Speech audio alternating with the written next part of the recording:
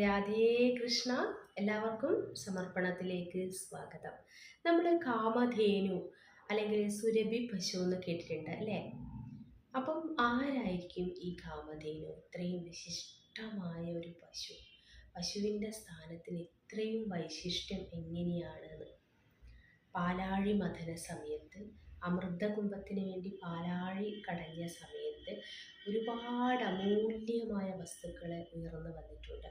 അതിൽ ലക്ഷ്മി ദേവി, കാമധേനു ഒക്കെയുണ്ട്. അപ്പം അങ്ങനെ എന്ത് ചോദിച്ചാലും തരുന്ന ഒരു വിശിഷ്ടമായ ഒരു പശുവാണ് കാമധേനു. വസിഷ്ഠ മഹർഷിയുടെ ആശ്രമത്തിലാണ് കാമധേനു ഇരിക്കുന്നത്.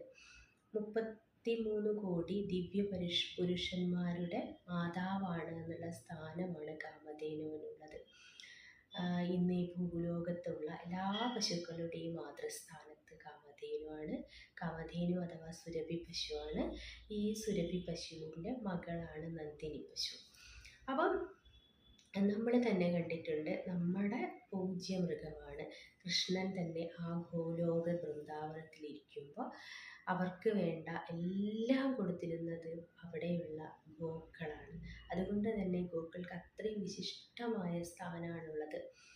നമ്മൾ എന്ത് പൂജകളും എന്ത് യാഗങ്ങളും ഹോമങ്ങളും നടക്കുമ്പോൾ നമുക്ക് അവിടെ പഞ്ചഗവ്യം ആവശ്യമാണ്. അപ്പം ഈ പഞ്ചഗവ്യം ഈ പശുവിൻ്റെതാണ്. പശുവിൻ്റെ പാല്, തൈര്, നെയ്യ്, ഗോമൂത്രം, ചാണകം ഇതൊക്കെയാണ് പഞ്ചഗവ്യമായിട്ട്.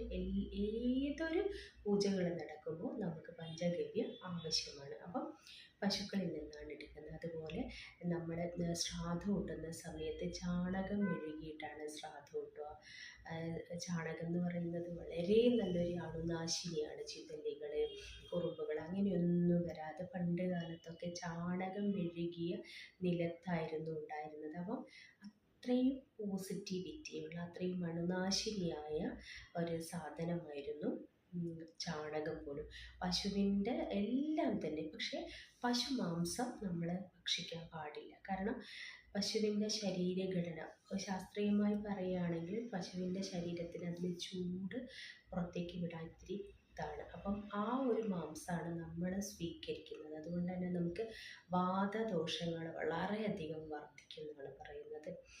അപ്പം നമുക്ക് അല്ലെങ്കിൽ തന്നെ റെഡ് മീറ്റ് ഒന്നും തന്നെ അത്ര ശരീരത്തിന് പറ്റില്ല. അതുകൊണ്ട് തന്നെ ഗോമാംസം നമുക്ക് കഴിക്കാൻ, ശാസ്ത്രീയപരമായി പറയുകയാണെങ്കിൽ അതുകൊണ്ട് നമുക്ക് ഗോമാംസം കഴിക്കാൻ പാടില്ല. അതുമാത്രമല്ല, നമ്മളെ വിശ്വാസപ്രകാരം നമ്മൾ അമ്മയെ കൊന്നു തിന്നതിന് തുല്യമായി പോകും. നമുക്ക് ഗോ എന്ന് പറഞ്ഞാൽ, പശു എന്ന് പറഞ്ഞാൽ നമുക്ക് മാതാവാണ്. നമ്മുടെ വിശ്വാസപ്രകാരം നമുക്ക് നമ്മുടെ മാതാവാണ്. ആ മാതാവിൽ നിന്ന് ലഭിക്കുന്നതൊക്കെ തന്നെ പുണ്യവും അമൃതവും നല്ലതുമായ കാര്യങ്ങളാണ്. അമ്മ മക്കൾക്ക് വേണ്ടി ചൊരിയുന്നതൊക്കെ നല്ല, ഒന്നുപോലും മോശമായില്ല. ഗോമൂത്രമാണെങ്കിലും ചാണകമാണെങ്കിലും പാല്, തൈര്, നെയ്യ് എത്ര വർഷങ്ങളോളം കേടുകൂടാതിരിക്കും. ശരിയായ രീതിയിൽ നെയ്യ് വെച്ച് കഴിഞ്ഞാൽ, നെയ്യ്, തേൻ എന്നൊക്കെ പറയുന്ന സാധനങ്ങൾ എത്ര വർഷം കഴിഞ്ഞാലും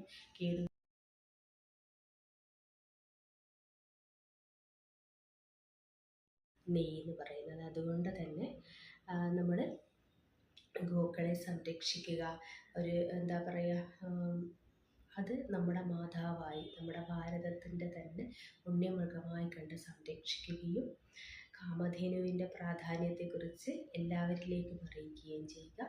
സർവം രാധാകൃഷ്ണാർപ്പണമസ്തു. ജയ ശ്രീ രാധേ രാധേ.